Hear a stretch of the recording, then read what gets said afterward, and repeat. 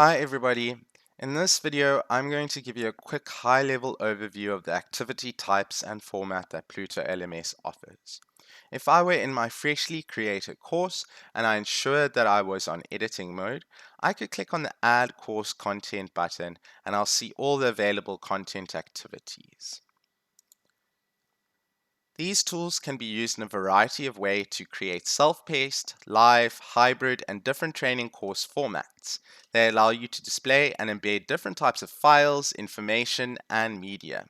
They also allow you to add automated assessments that can be used for quick knowledge checks, longer form assignments, allow learners to upload important documents, add a survey, and let your users discuss what they've learned, share media, and ask questions in the form of a forum.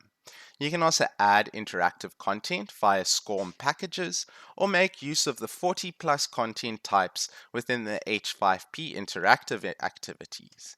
You can also certify your course and even add various video conferencing tools to allow users an all-in-one training environment within a single course and without having to leave the Pluto platform.